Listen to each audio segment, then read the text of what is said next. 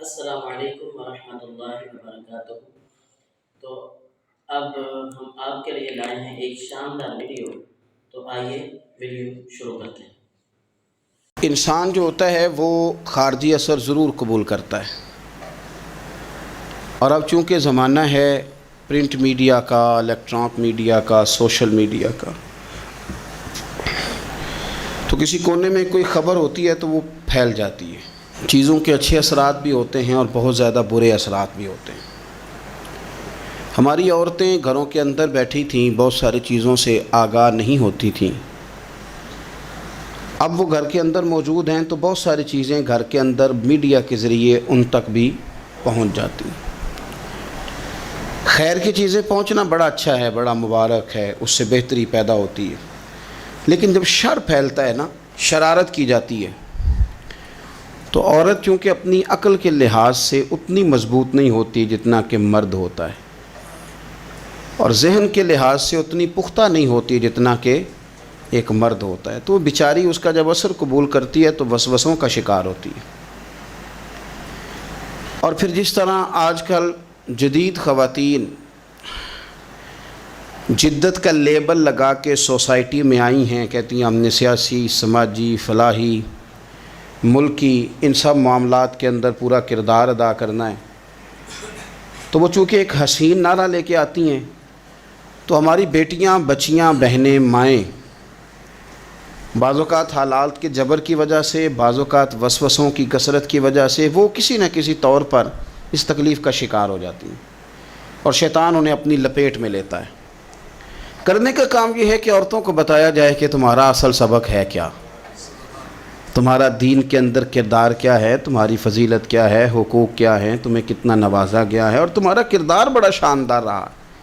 عورتوں کا بڑا تابناک اور خوبصورت کردار رہا ہے دین کے لیے ہمیشہ، بلکہ جتنے لوگ دین کے لیے تیار ہوئے، عالم ہوں، مجاہد ہوں، غازی ہوں، استاد ہوں، حافظ ہوں، ان سب کو تیار کرنے والی مائیں ہیں، اور وہ پوری جد و جہد کے ساتھ بھیجتیں، تیار کرتیں، محنت کرتیں۔ انہوں نے ان کی تیاری میں بھی اور آبیاری میں بھی خوب کردار ادا کیا۔ اب یہ کہ مزید آنے والی نسل میں جو ہماری بیٹیاں ہیں، ان کو ہماری جو اسلاف میں خواتین گزری ہیں، ایک تو ان کے کردار سے ہمیں آگاہ کرانا چاہیے، تاکہ بچیاں بجائے آج کی کسی جدید عورت سے جڑنے کی بجائے وہ سیدہ عائشہ صدیقہ سے جڑیں، وہ سیدہ پاک سیدہ فاطمہ الزہرا سے جڑیں، وہ جو کنیزیں ہیں حضور صلی اللہ علیہ وسلم کے دین کی، حضرت ام سلیم کے ساتھ جڑیں، حضرت ام شریک کے ساتھ جڑیں، حضرت ام عمارہ کے ساتھ جڑیں، انہوں نے جڑنا ہو تو حضرت ام سلمہ کے ساتھ جڑیں، وہ ان سب خواتین کے ساتھ ان کا تعلق مضبوط ہو۔ اور دوسرا یہ بھی ایک بات یاد رکھیں کہ 40، 50، 60 عورتیں کسی جگہ نکل کے کوئی دھما چوکڑی کرتی ہیں تو وہ 22 کروڑ کے ملک میں رہنے والی ہماری پاک ماؤں کی نمائندہ کبھی بھی نہیں ہو سکتی۔ اس لیے دنیا ان کا چہرہ دیکھ کے، بلکہ ان کا مکروہ چہرہ دیکھ کے، ہمارے گھروں میں حیا کا پردہ پہن کے بیٹھنے والی عورتوں کو اس پر کبھی بھی وہ قیاس نہ کریں۔ الحمدللہ آج بھی مائیں پاک دودھ پلاتی ہیں تو رسول اللہ کا نام جپنے والے بیٹے پیدا ہوتے ہیں۔ تو اس لیے کوئی ایسی مایوسی، کوئی ایسی کمزوری، کوئی یہ نمائندہ نہیں ہے۔ یہ تو چونکہ دنیا میں ہمارے ہاں ہوتا یہ ہے کہ کوئی بندہ کوئی فضول بات کرتا ہے تو میڈیا اس کو کوریج زیادہ دیتا ہے، تو لوگ سمجھتے ہیں پتہ نہیں کیا ہو گیا۔ ایسی کوئی بات نہیں ہے، یہ تو چند لوگ ہیں، وظیفہ خوار ہیں، خریدے ہوئے لوگ ہیں، اور ان کو جان بوجھ کے لا کے یہاں مسلط کیا جاتا ہے، معاذ اللہ پاکستان کی شکل دکھانے میں کچھ اپنے اس میں ملوث ہوتے ہیں، تاکہ ایک بگڑی ہوئی صورت لوگوں کے سامنے پیش کی جائے۔ یہ وطن ہے داتا علی اجویری کا اور بابا فرید الدین مسعود گنج شکر کا، یہ اللہ والوں کا وطن ہے، یہ حضرت محدث اعظم پاکستان کا وطن ہے۔ اس کے اندر اس طرح کے لوگ کس طرح پنپ سکتے ہیں؟ کوئی ان کا وجود نہیں۔ تو قرآن حکیم نے ہمیں کہہ دیا کہ جو بھی نیک عمل کرے وہ مرد ہو یا عورت ہو، تخصیص کوئی نہیں، ہو مومن، مرد ہو چاہے عورت ہو، فَلَنُحْيِيَنَّهُ حَيَاةً طَيِّبَةً، ہم اسے پاکیزہ زندگی عطا فرمائیں گے۔ اللہ کے پیارے رسول صلی اللہ تعالیٰ علیہ وسلم نے ارشاد فرمایا हुजूर अलैहिस्सलाम इरशाद फरमाते हैं कि मुख्तसर सी बात है मुस्नद इमाम अहमद बिन हंबल में, इंसान के लिए जन्नत में चले जाना ना बहुत बड़ी कामयाबी है। क्यों? इसलिए कि अल्लाह का दीदार भी जन्नत में और मदीने वाले महबूब का कुर्ब भी जन्नत में नसीब होगा। रसूल कायनात अलैहिस्सलाम के कुर्ब में भी जगह वहीं जन्नत में मिलेगी, वहीं सब अल्लाह वालों की ज़ियारत है, वहीं सब के लिए इनामात है, वहीं सब का बसेरा है। कुरान मजीद ने कहा असहाबुल जन्नती हुमुल फाइजून, असहाबुल जन्नती हुमुल फाइजून, ये जो जन्नती हैं ये कामयाब लोग हैं। तो नबी पाक सल्लल्लाहु अलैहि वसल्लम ने मुख्तसर बात इरशाद फरमाई मुस्नद इमाम अहमद बिन हंबल में। हुजूर फरमाने लगे औरत 5 नमाज़ें पढ़े, अपने रोज़ों की हिफाजत करे, यानी रमज़ान के रोज़े रखे। फरमाया अपने खामंद की इताअत करे, नमाज रोज़े की पाबंदी करे, खामंद की इताअत करे और अपनी शर्मगाह की हिफाजत करे। तो हुजूर फरमाते हैं फिर क़यामत वाले दिन ना उसके लिए जन्नत खोल दी जाएगी, वो जिस दरवाजे से चाहे जन्नत में दाखिल हो जाए। फिर खोल दिया अल्लाह ताला ने उसके लिए। 2 ही बातें, एक ये कि नमाज रोज़े का ख्याल करे, खामद की इताअत करे, शर्मगाह की हिफाजत करे, तो जन्नत के जिस दरवाजे से वो चाहेगी ना उसको दाखिला दे दिया जाएगा। तो औरतों ने बड़े मजबूत ईमान का मुजाहरा किया है, मजबूत ईमान का। पहली मिसाल देता हूँ जनाब हाजरा की। हज़रत हाजरा रदी अल्लाह ताला अन्हा हज़रत इस्माईल अलैहिस्सलाम की वालदा हैं, जनाब इब्राहीम खलीलुल्लाह अलैहिस्सलाम की अहलिया हैं। मैंने पहले भी एक दफ़ा कहा था, फिर कहता हूँ कि आजकल ना काकरोच देख के, छिपकली देख के चीख मारना ये खौफ नहीं, ये फैशन है। इसे पता चलता है कि ये बर्गर फैमिली है, इसे पता चलता है ये अमीर लोग हैं। यानी काकरोच खा जाता है कि छिपकली खा जाती है, लेकिन ये ना जी वो जी हमारा बच्चा चीख मारता है उसको देख के, क्या मतलब है बड़ा पढ़ा लिखा है जी, बड़ी सोबर फैमिली। ये पढ़े लिखे नहीं, ये बुज़दिल होने की अलामत। कमज़ोर पड़ना, डरना, खौफ खाना, अल्लाह तबारक व तआला पर ईमान रखते हुए तवक्कुल में कमज़ोरी करना, माज़अल्लाह। मुसलमान का तो ये नज़रिया नहीं ना होता। और मुसलमान औरतों का हर वक्त रोना कि नसीब पता नहीं कैसे होंगे, पता नहीं क्या बनेगा, मेरा तो कुछ बन ही नहीं रहा। जब बात करना रो के करना, जब सुनाना दुख ही सुनाना। यही हाल माँ का है, यही बहन का है, यही बेटी का है, इल्ला माशाल्लाह कुछ अच्छी भी है। तो इस कदर ज़्यादा कमज़ोर नज़रियात मुसलमान औरतों के नहीं होते। और फिर सारी ज़िंदगी अगर याद करना है तो दुख याद करना है, सुख नहीं याद करना। ज़िंदगी के अंदर जहाँ किसी जगह आजमाइश आई उसका जिक्र रोज़ करना है, और जो आसानी आई उनको भूल जाना है। हज़रत हाजरा को जनाब इब्राहीम खलीलुल्लाह अलैहिस्सलाम छोटा सा बेटा दे के वादिये गैर ज़ी ज़रइन में छोड़ आए, इतनी सी खजूरें, एक मशकीज़ा पानी का। उस खातून को वहाँ खड़ा किया, दूर दूर तक आबादी कोई नहीं, जंगल का समा है, परिंदे तक आके नहीं चहकते, कोई चीज़ नहीं दुनिया की। लेकिन ईमान इसको कहते हैं, ताकत इसको कहते हैं। कलमा पढ़ने के बाद खड़ा रहना और अपने तवक्कुल को मजबूत रखना, इसको कहते हैं। हज़रत इब्राहीम वापस लौट रहे थे तो जनाब हाजरा ने एक सवाल पूछा, बस एक। जनाब हाजरा अर्ज़ करती हैं अल्लाह के खलील, ये अपनी मर्जी से छोड़ के जा रहे हो कि रब का हुक्म है? मेरे मालिक की मेरे बारे में यही फैसला है, यही रज़ा है, या आप अपनी मर्जी से छोड़ के जा रहे हैं? तो जनाब खलील अलैहिस्सलाम फरमाने लगे हाजरा नहीं, ये रब का फैसला है, ये अल्लाह की रज़ा है। तो आपको बुखारी में ये लफ्ज़ मिलेंगे। जनाब हाजरा कहने लगी फिर आप फिक्र न करें, अगर रब का ये हुक्म है तो फिर मेरा रब हमें कभी भी ज़ाया नहीं करेगा। ये मजबूती ईमान की, ये मजबूती, रब फिर हमें कभी ज़ाया। ओ मेरे मिल्लत की बेटियों और बहनों, सारी उम्मीदें खामन से क्यों लगाती हो? सारी उम्मीदें बेटे और भाई से क्यों लगाती हो? सारी उम्मीदें दुनिया से क्यों लगाती हो? इस तरह करो, अपनी सारी उम्मीदें अपने रब के साथ वाबस्ता करो। रब की रज़ा पे, रब के फैसलों पे राजी रहना सीखो। अगर तुम यहां ठहर गई ना तो तुम्हारे फिर आंसू बहेंगे जरूर पर अल्लाह की बारगाह में, फिर तुम्हारी दुआएं के लिए हाथ उठेंगे जरूर पर उसका करम तलब कर, फिर कमजोर बातें नहीं करोगे। जिस तरह ईमान औरतों का मजबूत था, इसी तरह हमारी जो असलाफ में ख़वातीन गुजरी हैं, सहाबियात, उनका ना तबलीग का जज्बा भी बड़ा मजबूत था, बड़ा मजबूत तबलीग का जज्बा। हज़रत उम्मे शुरैक रदी अल्लाह ताला अन्हा कबीला बनु आमर से ताल्लुक़ रखती थी, पर मक्के में आई हुई थी। घर घर जाके रसूलुल्लाह का दीन बताती, ان دنوں میں نہیں جن دنوں میں پھول پھینکے جاتے ہیں تبلیغ کرنے والوں پر، جن دنوں میں نعرے لگتے ہیں ان دنوں میں نہیں، ان دنوں میں جب چھپ چھپ کے لوگ دین کی بات کرتے تھے۔ حضرت زید بن ارقم رضی اللہ تعالیٰ عنہ کے گھر میں لوگ بیٹھ کے دین سیکھتے تھے۔ یہ خاتون، مجھے آج کہہ لینے دیں یار، مجھے کہہ لینے دیں، ووٹوں کی ضرورت ہو تو عورتیں گھر گھر چلی جاتی ہیں، ایک سیٹ کی ضرورت ہو تو بیویوں کو گھر گھر بھیج لیا جاتا ہے۔ یہ دیکھو، یہ ایمان ہے رسول اللہ صلی اللہ علیہ وسلم پر صحابیات کا، یہ کمال ہے کہ گھر گھر وہ بھی گئی ہیں، پر ووٹ کے لیے نہیں، رسول اللہ کے دین کے لیے، رسول اللہ کے دین کے لیے گھر گھر حضرت ام شریک جاتی، جا کے نا، اور وہ طریقہ تھا نا، عورتوں کو قائل کرتی، بڑے کٹھن حالات تھے اسلام پر، اعلانیہ کوئی بات نہیں کر سکتا تھا۔ حضرت ام شریک کہتی ہے میں عورتوں کو بلاتی، کہتی میری بات سنو، جب وہ قریب آتی تو میں نے نبی پاک کا دین بتاتی، سائیڈ پہ کر کے کونے میں نا تھوڑا تھوڑا، او یار آپ ذرا اس کا لطف تو لیں، اس کا ذائقہ تو دیکھیں۔ حضرت ام شریک کہتی ہے میں گھر گھر جاتی بتاتی، تو کافروں کو پتہ چل گیا کہ یہ تبلیغ کرتی ہے۔ انہوں نے مجھے بلایا، کہنے لگے تیرے برادری اور قبیلے کا مسئلہ نہ ہوتا تو ہم تجھے قتل کر دیتے، اب ہم تجھے واپس بھیجتے ہیں۔ چند مردوں کو میرے ساتھ کیا، مجھے گھوڑے اور اونٹ کی ننگی پشت پر باندھ لیا۔ ننگی پشت پر لمبا سفر کرنا مشکل ہوتا ہے، پسینہ آئے، بڑی تکلیف ہوتی ہے گھوڑے پر بیٹھ، اب وہ کوئی کجاوا نہیں، کوئی چیز نہیں، اسی طرح باندھ کے لے گئے۔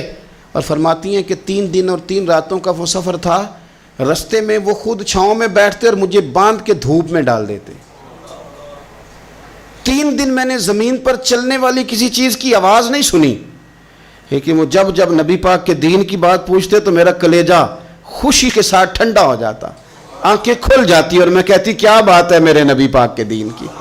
اس کیفیت میں بھی وہ تبلیغ کی لذت اپنی جگہ موجود۔ حضرت ام شریک رضی اللہ تعالیٰ عنہ فرماتی ہیں کہ جگہ انہوں نے مجھے لٹا دیا باندھ کر، پیاس بڑی شدید تھی، پانی پینے کو دیتے نہیں تھے، روٹی کھانے کو، یہ ایک عورت کی بات کر رہا ہوں، یہ خاتون کی بات کر رہا ہوں۔ آج کل تو ہمارے بچے شام کو سالن ٹھیک نہ پکا ہو تو موبائل توڑ دیتے ہیں، یہ قوم نہیں میدانوں میں جا سکتی، جہاد نہیں کر سکتی۔ خاتون کہتی ہے کہ شدید پیاس تھی اور مجھے باندھ کے لٹایا ہوا تھا، مجھے جب تکلیف بڑھ گئی تو اچانک میں نے دیکھا پانی کا ایک ڈول برآمد ہوا ہے، میں نے اسے تھوڑا سا پی لیا، پر طلب ابھی باقی تھی، وہ پھر آ گیا برتن، میں نے پھر پیا، طلب ابھی باقی تھی، پھر برتن آ گیا۔ امام ابو نعیم نے اس کو لکھا ہے حلیۃ الاولیاء میں، فرماتے ہیں تیسری دفعہ وہ پھر بھرا ہوا ڈول پورے کا پورا آ گیا، اب میں نے پیا بھی، اپنے کپڑوں پہ بھی چھڑکا۔ جب وہ سارے بیدار ہوئے تو مجھے آگے کہنے لگے کہ تو نے ہمارا پانی استعمال کیا ہے۔ فرماتی ہے پھر انہوں نے اپنے برتن دیکھے، مشکیزیں دیکھے تو بھرے ہوئے تھے، میرے قریب آ کے کہنے لگے یہ پانی کہاں سے آیا؟ تو میں نے کہا تم ابھی میرا عقیدہ نہیں سمجھے، یہ میرے رب نے مجھے دیا ہے، میرے رب نے مجھے دیا۔ فرماتی ہے مجھے باندھ کے لے جا رہے تھے، پر جب میری بات سنی نا تو بول کے کہنے لگے ہمیں سمجھ آ گئی ہے، تیرا دین ہمارے دین سے بہتر ہے، تیرا عقیدہ ہمارے عقیدے سے بہتر ہے۔ اور ایک روایت میں یوں بھی ہے کہ وہ باندھ کے لے جا رہے تھے، پر یہ کمال دیکھا تو کلمہ پڑھ کے مدینے والے کے غلام بن گئے۔ صحابیات نے نا بڑا جم کے دین کا کام کیا، عقیدہ، پھر تبلیغ، پھر میدان جہاد۔ عورتیں جہاد میں جایا کرتی تھیں، وہ زخمیوں کو پانی پلاتی تھیں، مرہم پٹی کرتی تھیں، پہلے اپنے جسم کے ساتھ بڑی بڑی پٹیاں لپیٹ کے لے جاتی، جہاں کسی زخمی کو ضرورت ہوتی وہ پٹیاں کرتی، اور اعصابی طور پر مضبوط رہ کے میدان کے اندر جہاد وہ بندہ کرتا ہے جو یقین کامل کی دولت جسے نصیب ہو، جسے پتہ ہو کہ یہ میں مروں گا تو میرا مرنا رہے گا نہیں، اللہ مجھے شہادت کا درجہ عطا فرمائے گا۔ لیکن اگر یہیں سے بندہ اپنے آپ کو مطمئن نہ کر سکے تو میدان میں جائے گا۔ یقین کامل ہو، اگر ہو یقین کامل پیدا تو پھر کٹ جاتی ہیں زنجیریں، پھر انسان آگے مضبوطی سے آگے بڑھتا ہے۔ نبی پاک صلی اللہ علیہ وسلم جب جہاد کے لیے تشریف لے جاتے نا تو عورتوں پر کسی نہ کسی شخص کو نمائندہ بنا کے چھوڑ کے جاتے تھے۔ ایک دفعہ مولا علی شیر خدا کو بھی چھوڑ کے گئے، حضرت عبداللہ ابن مختوم رضی اللہ تعالیٰ عنہ کو بھی ایک دفعہ چھوڑ کے گئے۔ ایک موقع پر نا حضور نے عورتوں کو ایک جگہ پہ چھوڑا پیچھے، تو وہ قلعہ تھا حضرت حسان بن ثابت رضی اللہ تعالیٰ عنہ، بڑا مضبوط قلعہ تھا۔ اس قلعے کے اندر خواتین ساری محفوظ کر کے ان کو وہاں بٹھا دیا گیا، حضور جہاد کے لیے چلے گئے۔ اب وہاں قلعے میں عورتوں کو اس لیے رکھا گیا تھا کہ یہاں یہودی بھی ہیں، تو ایسا نہ ہو کہ ہم باہر لڑیں تو وہ اندر سے کوئی شرارت کر دیں، لہٰذا عورتیں محفوظ رہیں۔ حضرت حسان بن ثابت رضی اللہ تعالیٰ عنہ کی ڈیوٹی تھی تلوار لے کے حفاظت کرنے کی، تو ایک یہودی آ گیا، وہ اب ٹو کرنے لگا، تجسس کرنے لگا کہ یہاں عورتیں ہیں تو کوئی مرد بھی ہے کہ نہیں، دائیں بائیں دیکھنے لگا۔ حضرت صفیہ رضی اللہ تعالیٰ عنہ نے توجہ کی اور جناب حسان بن ثابت سے کہنے لگے 1 منٹ لگا اس کی گردن مار دے، ایسا نہ ہو کہ یہ جا کے بتا دے، گردن اڑا دے۔ حضرت حسان بن ثابت ذرا تھوڑی کوشش کرنے لگے، ارادہ کرنے لگے، آگے بڑھنے لگے، تو ابھی وہ تیاری میں ہی تھے تو حضرت صفیہ رضی اللہ تعالیٰ عنہ خود نکلیں پیچھے سے ہو کے، ذرا سا ایک ستون کے پیچھے چھپیں، ہاتھ میں بڑا سا ڈنڈا پکڑا، وہ آپ کے قریب سے گزرنے لگا۔ تو یہ خاتون کی بات کر رہا ہوں، خاتون کی، کسی مرد کی ضرورت ہے عورت کو تنگ کر جائے؟ شرط یہ ہے کہ عورت کے اندر بھی تو غیرت ایمانی ہونا، اس کے اندر بھی تو وہ قوت ہونا، ایسا نہ ہو کہ وہ کمزور پڑ جائے۔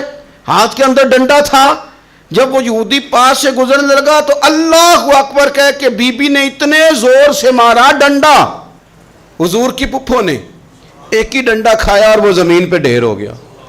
حضرت صفیہ نکلی اور جناب حسان بن ثابت سے کہنے لگی مجھے آتی ہے شرم، چونکہ جب کسی کو مار دیا جائے تو اس کا مال مال غنیمت ہے نا کافر کا، اب اس کی زرہ اتارنی ہے، اس کی تلوار لینی ہے۔ فرمایا مجھے شرم آتی ہے، وہ مرد ہے، اس طرح کرو مار میں نے دیا، سامان تم اتار کے لے آؤ۔ یہ قوت تھی مسلمان عورتوں کے اندر، یہ شوق تھا، یہ جذبہ تھا۔ ہمارے ہاں نا وہ روز روز کی کمزوریاں، عورتوں کا روز آنسو بہانا اور جہاں بھی سنانا دھوکھی سنانا، اس نے انہیں کمزور کر دیا ہے۔ آپ کے ذہن پہ چیزیں سوار ہو جاتی ہیں نا، تو یہ جو مرد زیادہ رہتے ہیں نا عورتوں کے ساتھ، زیادہ وقت گزارتے ہیں، زیادہ داستانیں سنتے ہیں، ان میں وہ ساری چیزیں پیدا ہو جاتی ہیں۔ آپ نے ناراض نہیں ہونا، میں دعوے سے کہتا ہوں کہ جو جوان اپنی اماں کے اور ابا کے شکوے کرنے لگ جاتا ہے نا، اس نے 1.5 گھنٹہ باتیں سنی ہیں بیوی کی، ایسے مفت میں نہیں شکوے کر رہا، اس نے ہلکا ہلکا کہیں جی بھی کیا ہے، تو تب یہ ساری کہانیوں نے جنم لیا۔ آپ جس کی صحبت میں بیٹھیں گے اس کا کچھ نہ کچھ اثر ہے، بلکہ عارف رومی تو کہتے ہیں کہ شیر کے بچے کو بکریوں میں چھوڑ دو، بکری بن جائے گا۔ شیر کے بچے کو بکریوں میں چھوڑو، وہ بکری ہے، اس لیے کہ شیروں کی صحبت بندے کو شیر بناتی ہے۔ تو جب بیٹھنا ہی نہیں ہے، باتیں ہی سارا دن یہ والی سننی ہے، ہر وقت رہنا ہی اسی داستان میں، پھر کمزور باتیں، پھر اپنے ماضی کے دکھ، پھر پتہ نہیں کیا۔ آپ نے ناراض نہیں ہونا، میں بعض جوانوں کی باتیں سن کے میرا دل کرتا ہے کہ اسے کہوں یار تو کیا بات کر رہا ہے، اپنا قد دیکھ، تو اپنی عمر دیکھ، رب نے تجھے مرد بنایا ہے، تو کمال آدمی ہے، تو کھڑا ہو۔ اگر اس طرح امت مسلمہ کے نوجوان رہیں گے تو میدانوں میں کس نے نکلنا ہے؟ بات بات پہ رو جانا، بات بات پہ سہم جانا، حالات کے سہمے ہوئے لوگوں کو بتا دو حالات بدل جاتے ہیں، ایک جیسے نہیں رہتے۔ آپ کی طبیعت میں دلیری اور وقار ہونا چاہیے۔ حضرت اسماء بنت ابی بکر صدیق، حضرت صدیق اکبر رضی اللہ تعالی عنہ کی وہ صاحبزادیاں ہیں جو حضرت عائشہ کی بڑی ہمشیرہ ہیں، رات کو غار ثور میں مرد جاتے ڈرتے ہیں، آج بھی ڈرتے ہیں، اور جناب اسماء نبی پاک کی روٹی لے کے جایا کرتی تھی۔ پھر اللہ نے ان کو بیٹا دیا، حضرت عبداللہ بن زبیر، یہ حضور کی پھپھی کے نواسے ہیں، حضرت زبیر بن عوام عشرہ مبشرہ صحابی ہیں، ان کے بیٹے ہیں، اور یہ وہ خوش بخت جوان ہے جس کو گٹی نبی پاک نے اپنے لعاب دہن سے عطا فرمائی۔ یزیدی فوجوں کے خلاف امام حسین کے بعد جو آدمی باقاعدہ مرتب فوج کے ساتھ میدان میں آئے وہ حضرت عبداللہ ابن زبیر ہیں، مرتب کر کے اپنا لشکر لے کے نکلے۔ حضرت اسماء بوڑھی ہو گئی تھی، 90 سال عمر تھی، نظر نہیں آتا تھا۔ حضرت عبداللہ ابن زبیر جب لڑے یزیدی فوجوں کے خلاف تو کچھ ساتھی شہید ہو گئے، کچھ کے قدم پیچھے ہٹ گئے۔ حضرت عبداللہ ابن زبیر ماں کے پاس آئے اور ماں سے آ کے کہتے ہیں اماں میرے کچھ ساتھی کمزور پڑ گئے، کچھ شہید ہو گئے، اور یہ بڑے سخت لوگوں کی فوج سے ہمارا مقابلہ ہے، تو اس وقت تیرے ساتھ کوئی خدمت گزار نہیں، میں تیرا اکیلا سہارا ہوں، ماں تو بتا میں کیا کروں، آگے جاؤں کہ واپس مڑوں؟ نابینا ہیں حضرت اسماء، عمر ہے 90 سال، بیٹے کی پشت پہ ہاتھ رکھ کے کہتی ہیں پتر پہلے یہ بتا کہ تو حق پہ ہے کہ نہیں، تو حق پہ ہے کہ نہیں؟ ان ماؤں کی گود میں اسلام پلا کرتا تھا، حق پہ ہے کہ نہیں؟ تو حضرت عبداللہ ابن زبیر کہنے لگے اماں میں حق میں ہوں.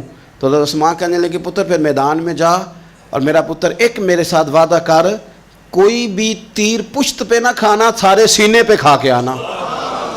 حضرت عبداللہ ابن زبیر عرض کرنے لگے اماں یہ بڑے ظالم قسم کے دشمن ہیں, یہ آنکھیں نکال دیتے ہیں, ہونٹ کاٹ دیتے ہیں, جسم کے ٹکڑے ٹکڑے کرتے, تو سہ لے گی؟ کیا جواب ہے, کیا طاقت ہے, کیا ہمت ہے. حضرت اسماء فرمانے لگی پتر بکرے کو نہ صرف ذبح ہوتے وقت تکلیف ہوتی ہے, کھال اترتے وقت کوئی تکلیف نہیں ہوتی. جا میرا بیٹا میدان میں. حضرت عبداللہ ابن زبیر شہید کر دیے گئے. ان کی لاش مبارک مکہ مکرمہ کے چوک میں جنت المعلیٰ کے پاس لٹکا دی گئی. حجاج بن یوسف نے حضرت اسماء کو بلایا اور بلا کے کہنے لگا تجھے پتہ ہے تیرا بیٹا لٹکا ہوا ہے؟ فرمانے لگی ہاں مجھے پتہ ہے, یہ بچپن سے ہی شاہ سوار ہے, یہ گھوڑوں پہ رہنا ہی پسند کرتا تھا. اور پھر کیا جملہ کہا. حجاج کے لوگ کہتے ہیں یہ فوجوں میں اور تلواروں کی جھنکار میں کبھی نہیں کانپا تھا, پر حضرت اسماء جو نابینا ہیں ان کے جملوں نے نرزہ طاری کر دیا. فرمانے لگی حجاج میرا پتر لٹک گیا ہے, کہیں تیرے آگے جھکا تو نہیں نا؟ لٹک ہی گیا ہے, جھکا تو نہیں میرا پتر؟ 14 دن تک لٹکے رہے, لاش مبارک لٹکی رہی, لیکن حضور کا لعاب دہن تھا نا. لوگ کہتے ہیں قریب سے گزرتے تھے تو دور دور تک خوشبوئیں پھیلی ہوئی, دور دور تک. مائیں ایک صحابیہ ہے, نام ہے ام عمارہ, جنگ احد میں زخمیوں کو پانی پلاتی, اپنے 2 بیٹے اپنا شوہر لے کے احد میں آئیں, زخمیوں کو پانی پلاتی ہیں, مرہم پٹی کرتی ہیں. اچانک جنگ کا پانسا پلٹ گیا. وہ درے پہ جو لوگ حضور نے مقرر کیے تھے وہ غلط فہمی کی وجہ سے درہ چھوڑ گئے, حالات اور ہو گئے, عجیب سا ماحول ہو گیا. پھر یہ بھی افواہ پھیلا دی گئی کہ معاذ اللہ حضور شہید کر دیے گئے. لوگوں کے حوصلے بڑے اور رنگ اختیار کرنے لگے. حضور کے گرد تھوڑے سے لوگ رہ گئے. او میرے بھائیوں, او ملت کی بیٹیوں بہنوں, یہ ہے تمہارا انداز دین کی خدمت میں, یہ خواتین کا انداز ہوتا ہے. حضرت ام عمارہ پہلے زخمیوں کی مرہم پٹی کرتی تھی, اب سارا کچھ پھینک دیا, تلوار لی اور جا کے نا حضور کے گرد کھڑی ہو گئی.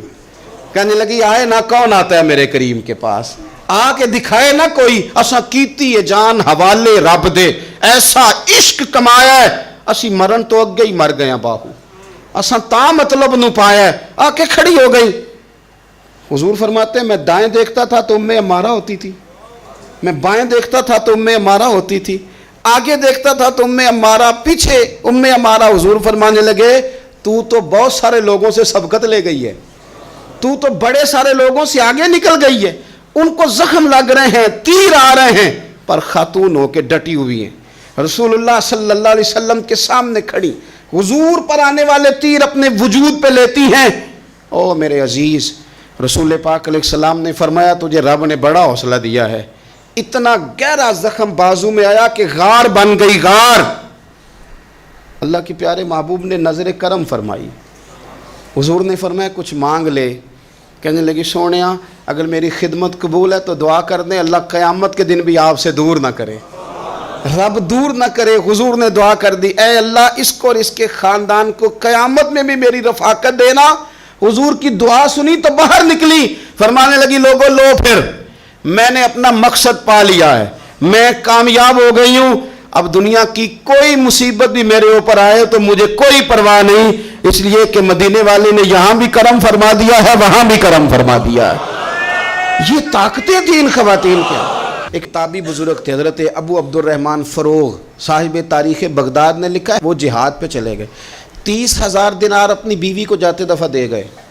کہنے لگے لو پاس رکھ لو, اور بیٹا بھی ماں کی گود میں ہی تھا. کچھ نے لکھا پیدا ہو چکے تھے, کچھ کا کہنا ہے کہ ان کے جانے کے 1-2 ماہ بعد بیٹے کی ولادت ہوئی, اور بیٹے کا نام کیا ہے, ربیعہ بن ابو عبد الرحمن.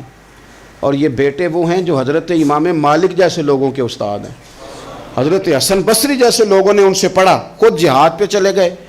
آج تو فوجیوں کی نوکری ہے نا جی, ان کا یہ نظام ہے کہ وہ جاتے ہیں, انہیں تنخواہ ملتی ہے, چھٹی پہ آتے ہیں. اس زمانے میں یہ تھا کہ مال غنیمت سے حصہ ملتا تھا, اور فتوحات کا یہ طریقہ تھا کہ یہ علاقہ فتح ہوا تو آگے چلے گئے, وہ فتح ہوا تو آگے چلے گئے, وہ فتح ہوا تو آگے چلے گئے. کسی نے لوٹنا ہے تو پابندی نہیں تھی, لوٹ سکتا ہے.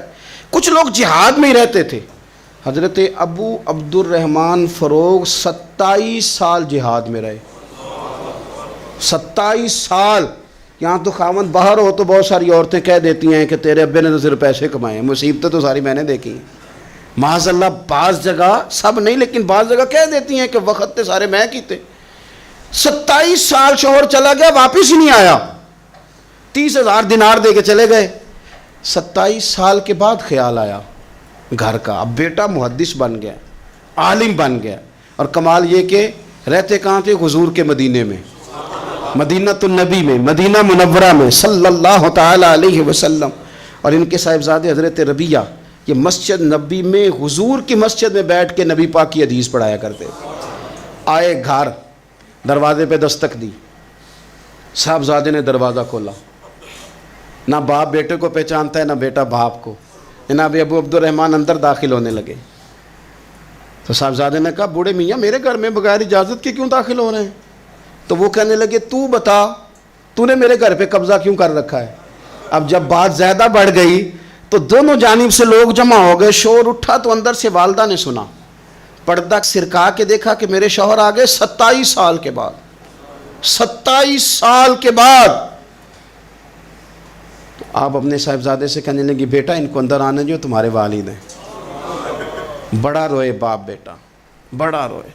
ماں اور بیٹے کی محبت کا بھی اندازہ نہیں, پر قرآن پاک پڑھے نا تو 2 مثالیں باپ اور بیٹے کے پیار کی بھی ملتی ہیں. ایک حضرت یعقوب علیہ السلام کا جناب یوسف سے پیار, اور ایک حضرت ابراہیم کا حضرت اسماعیل سے پیار, اور جناب اسماعیل کی جناب ابراہیم کی فرما برداری کی مثال. اس کا بھی جواب کوئی نہیں. باپ اتنا رو رہے ہیں اور بیٹے کی یاد میں, اس کا بھی اندازہ کوئی نہیں کر سکتا. باپ بیٹا مل کے بڑا روئے. عصر کی نماز کا وقت ہو گیا. حضرت ربیہ جو محدث ہیں وہ وضو کر کے مسجد شریف چلے گئے. یہ ابھی چونکہ سفر سے آئے تھے, انہوں نے کھانا وانا کھایا, تھوڑی دیر بیت گئی تو یہ نہیں پوچھا پیچھے حال کیا رہا. پوچھتے ہیں اپنی بیوی سے میرے 30,000 دینار کہاں ہیں؟ تو اہلیہ کہنے لگی مسجد جائیں نا, حضور کی مسجد میں عصر پڑھ کے آئیں, پھر میں بتاتی ہوں پیسے کہاں ہیں. حضرت ربیہ نے امامہ باندھا, جبہ پہنا, حضور کی مسجد میں بیٹھے اور حدیث پاک کا درس دے رہے ہیں. سامنے حضرت حسن بصری جیسے, امام مالک جیسے لوگ بیٹھے ہیں. حضرت ابو عبد الرحمن فروغ جو ان کے والد تھے, عصر کی نماز پڑھ کے نا تو پوچھتے ہیں ایک شخص سے یہ کون ہے نوجوان کالی داڑھی والا, عمر زیادہ نہیں پر کس طرح شوق سے حضور کا دین بیان کر رہا ہے, کون ہے؟ تو بتانے والے نے کہا کہ حضور ایک نا ابو عبد الرحمن نام کے بزرگ ہیں, وہ 27 سال سے جہاد میں گئے ہوئے, یہ ان کا بیٹا ہے. یہ سنا کہ میرا پتر اتنا بڑا عالم, چھم چھم آنسو بہے, داڑھی بھر گئی آنسو. حضور کی مسجد میں تشکر کے آنسو, خوب روئے, خوب روئے. اٹھے گھر گئے, اور جب آنسوؤں بھرا چہرہ لے کے گھر آئے تو اماں ساری بات ہی سمجھ گئی. کہنے لگی دیکھا ہے وہ بیٹے کو حدیث پڑھاتے, اب پتہ چلا میں نے آپ کے 30,000 دینار کہاں خرچ کیے, میں نے آپ کا پیسہ ضائع تو نہیں کیا. تو حضرت ابو عبد الرحمن فروغ فرمانے لگے رب تجھے صلہ دے اور میری طرف سے بھی دے, تو نے تو کمال کر دیا ہے. حدیث تیرا بیٹا پڑھا رہا تھا اور قد میرا اونچا ہوتا جا رہا تھا, سبق تیرا بیٹا دے رہا تھا اور یوں لگ رہا تھا کہ درجے میرے بلند ہو رہے ہیں. تو ماؤں نے کمال کیا, انقلاب کیا, بیٹیوں نے بہنوں نے دین کے لیے ہمیشہ اپنا کردار پیش کیا ہے. لہذا ان چند ایک وظیفہ خار اور ناپاک عزائم والے لوگوں کو سامنے رکھ کے ملت کی بیٹیوں کو قیاس نہ کیا جائے. آخر دعوانا الحمدللہ رب العالمین.